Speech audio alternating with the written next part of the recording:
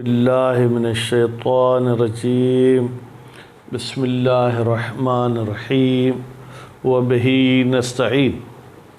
अल्हम्दुलिल्लाह, हमारी गुफ्तगू आज किताबुज़्ज़मान में है।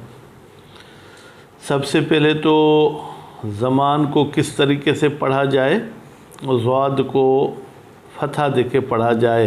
ज़मान ज़मान नहीं है, ज़ुमान नहीं है, खूब ज़मान। और ज़मान की माना क्या है?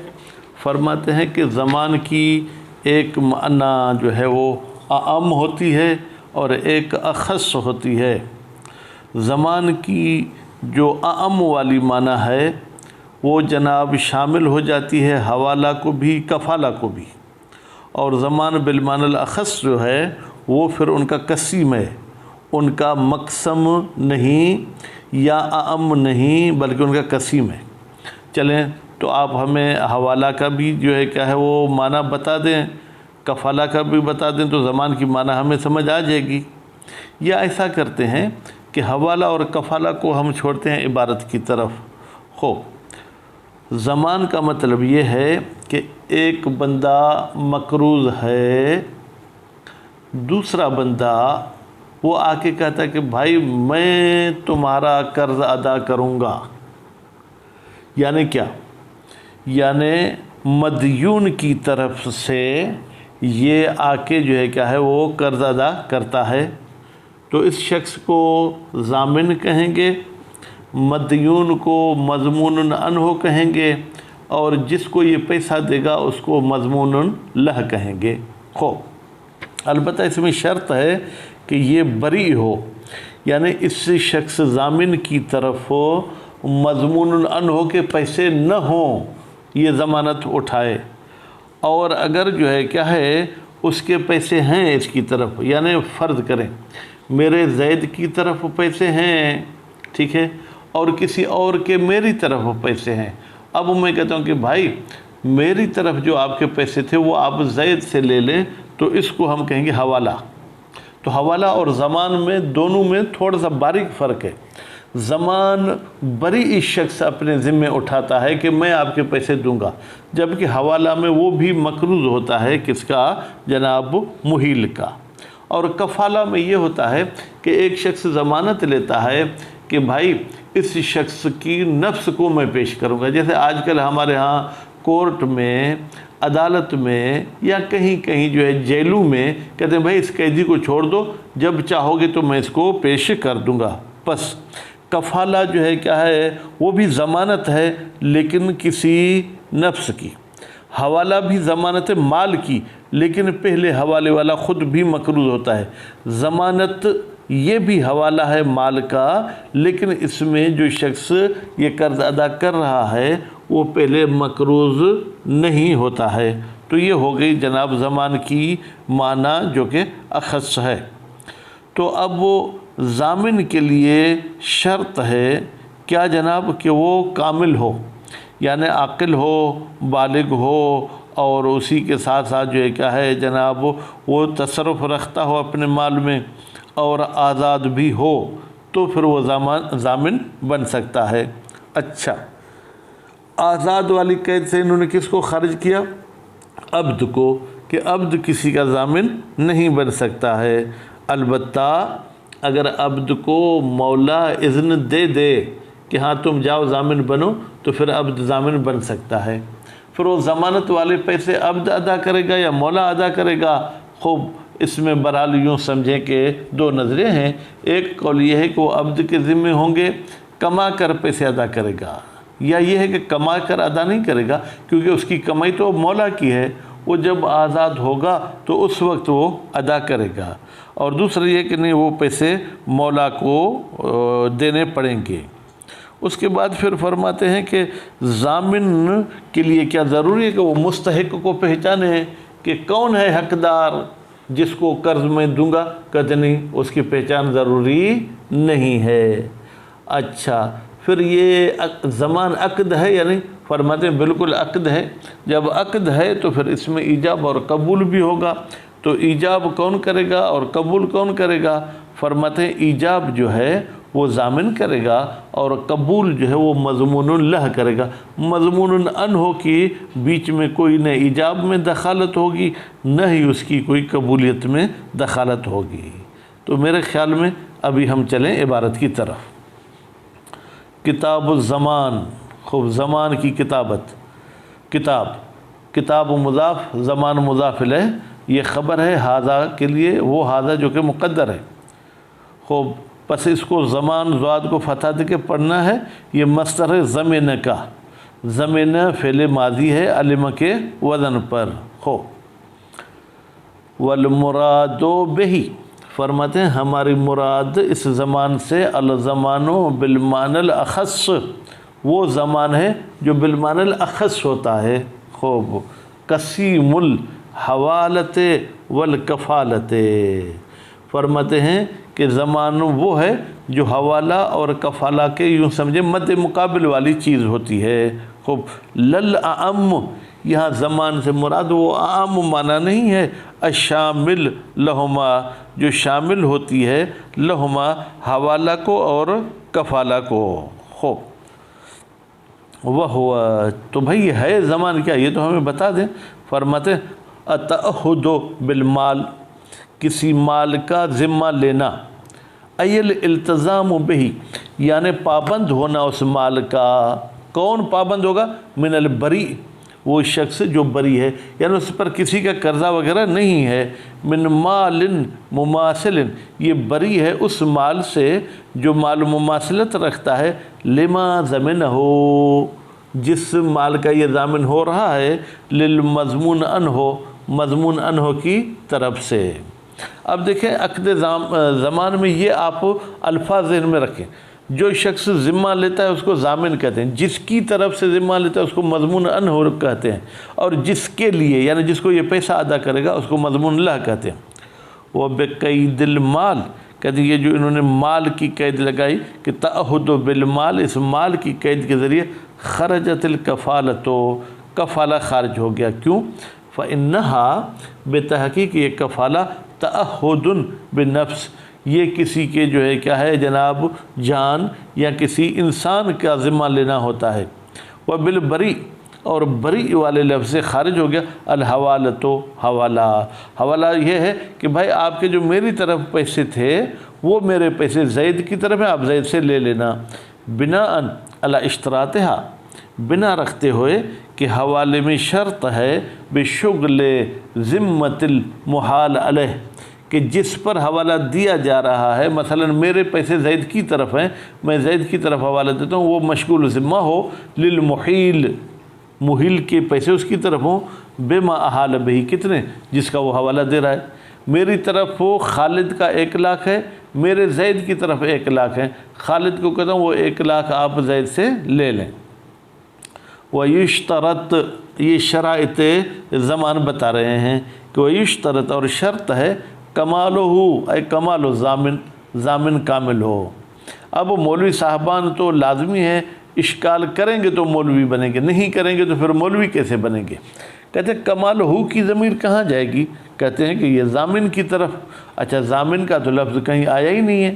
فرماتے جیسے اعدلوا هو اقرب للتقوی، ہوا کی ضمیر عدل کی طرف جاتی ہے جو کہ ہم نے اعدلوا سے لی ہے، تو اسی طریقے سے ہم نے زمان سے ضامن لے لیا۔ المدلول علیہ، وہ ضامن کے جس پر دلالت کی گئی ہے بالمصدر، مصدر کے ذریعے۔ او یا کہتے ہیں کہ مصدر کے ذریعے نہیں، اسم الفاعل، یا بری کوئی اسم فاعل کرے کہ بھائی یہ بری سے مراد ہماری وہی ضامن ہے۔ اب المقام، یا ہم کہیں گے کہ یہ جو ہے کیا ہے مقام، چونکہ ضمانت کا ہے اس لیے ضامن کی طرف یہ ضمیر پلٹے گی۔ جیسے وَلِأَبَوَيْهِ السُّدُسُ، اس کے ماں باپ کے لیے سدس ہوگا، ابویہ کی ضمیر میت کی طرف جائے گی، جبکہ وہاں پر نہ میت کا مصدر آیا ہے نہ میت کا کوئی لفظ آیا ہے، لیکن چونکہ مقام میراث ہے اس لیے ابویہ کی ضمیر جو ہے میت کی طرف جائے گی۔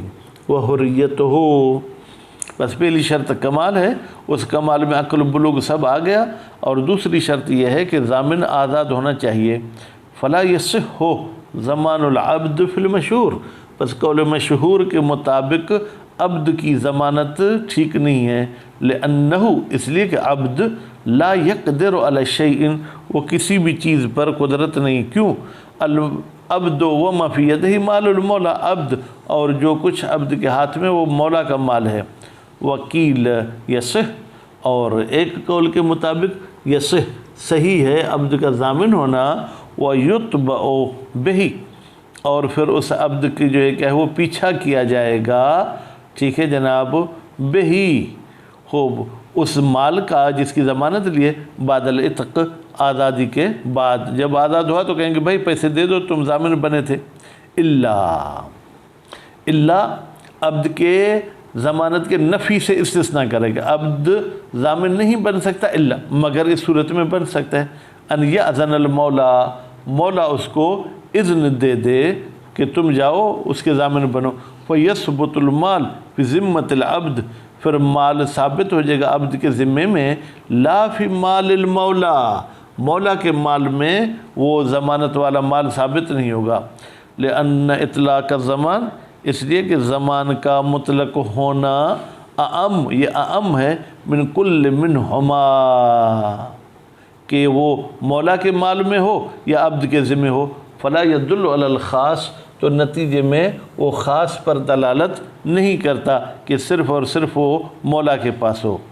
وقیل، اور کہا گیا ہے یتعلق بکسبہ، بھائی زمان کا تعلق جو ہے وہ عبد کے کمانے سے ہے. کیوں؟ حملاً علی المعہود، ہم حمل کرتے ہیں جو عام ضمانت کی معنی ہوتی ہے. من الزمان الذی، بھائی زمان تو وہ چیز ہے یستعقب الادا، جو اپنے پیچھے لے آتا ہے کہ بھائی تم ادا بھی کرو. وربما قیل بتعلقہ بمال المولا، اور کہا گیا ہے بتعلقہ، کہ جناب یہ ضمانت تعلق رکھے گی مولا کے مال کے ساتھ.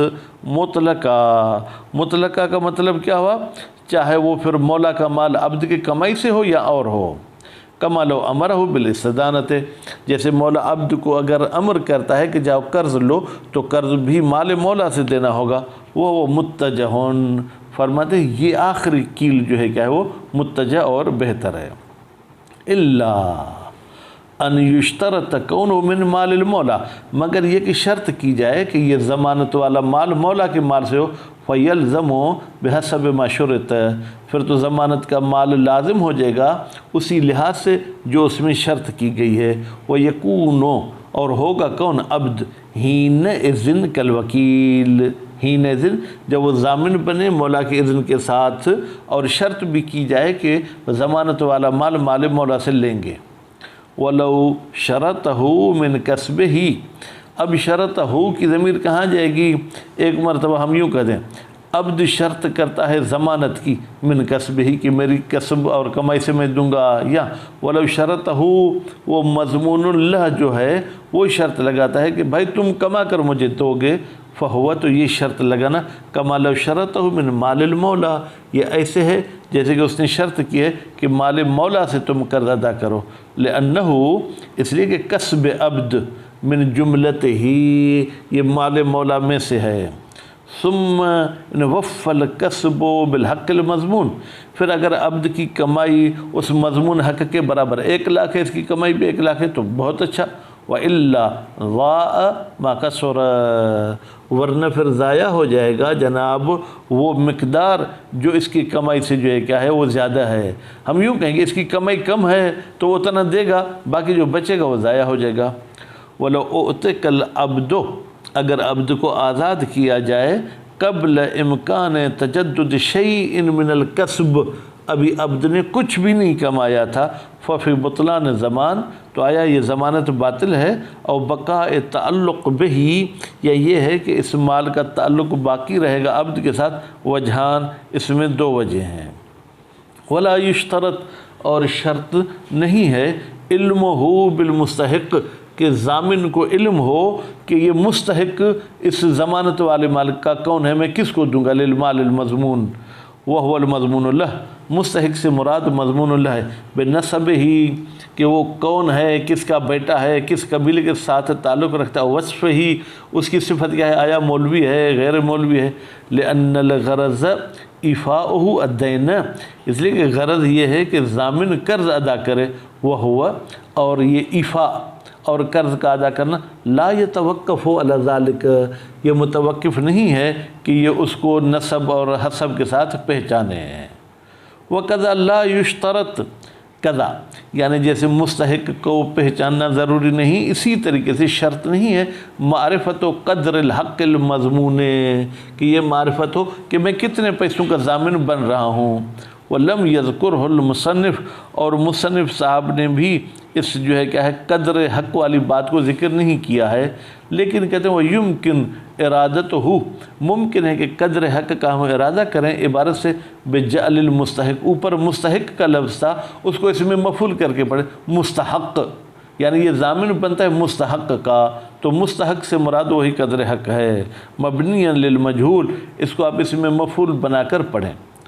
فلو ضمن ما فی ذمت ہی، اگر ضامن بنتا ہے ما اس مقدار کا فی ذمت ہی جو مضمون ان ہو کے ذمے میں، صح تو یہ ضامن بننا صحیح ہے۔ الاصح القولین، دو قول میں سے اصح قول یہی ہے۔ للاصل، ہم شک کرتے ہیں کہ یہ ضامن بننا صحیح ہے، یعنی اصالت الصحت کہتی ہے یہ صحیح ہے۔ و اطلاق نص، اور نص بھی جو ہے کیا ہے جناب وہ مطلق آئی ہے۔ وہ نص میں پوری تو نہیں پڑھوں گا، وسائل الشیعہ میں موجود ہے، تو اس میں یہ ہے کہ امام علی بن الحسین نے کسی کو کہا تھا علی الدین کا کلو، مجھ پر تیرا پورا دین ہے، تو اس میں کوئی اس مقدار بیان نہیں کی گئی۔ وَلِأَنَّ الضَّمَانَ لَا يُنَافِيهِ الْغَرَرَ، پھر کوئی شخص کہے یہاں تو غرر لازم آتا ہے، کہتے ہیں ضمانت کا مطلب یہ ہے کہ ہم کسی پہ احسان کرنا چاہتے ہیں، تو یہ غرر ضمانت کے ساتھ کوئی منافات نہیں رکھتا۔ لِأَنَّهُ لَيْسَ مُعَاوَضَةٌ، اس لیے کہ زمان معاوضہ تو نہیں ہے کہ لین دین ہو اس میں عوض معوض معلوم ہو۔ لِجَوَازِهِ مِنَ الْمُتَبَرِّعِ، اس لیے کہ ضمانت جائز ہے اس شخص کی طرف سے جو متبرع ہو، یعنی مفت میں بغیر کسی بوجھ، بغیر کسی جو ہے کیا ہے جناب قرض کے وہ ضامن بن رہا ہے۔ هَذَا إِذَا أَمْكَنَ الْعِلْمُ بِهِ، ہاذا یہ جو ہم نے بات کہی کہ بھائی علم ہونا ضروری نہیں، البتہ علم کا ہونا ممکن ہو بعد ذالک، ضامن بننے کے بعد۔ کل مثال، جیسے کہ یہ مثال بھی آپ کو دی گئی کہ بھائی جو تمہارے ذمے میں ہے، فلو لم یمکن، لیکن آخر تک پتہ نہ چلے، مثلا یوں کہے ضمن تو لک شیئن مما فی ذمت ہی، بھائی میں تیرا ضامن ہوں اس چیز کا جو اس کے ذمے میں ہے، لم یصح قطعا، تو یہ بالکل صحیح نہیں ہے، کیونکہ ضامن بنتے وقت اس مقدار کا معلوم ہونا ضروری نہیں، لیکن بعد میں معلوم ہو سکے، لیکن اگر بعد میں بھی معلوم نہیں ہوگی تو پھر وہ ضمانت ٹھیک نہیں ہوگی۔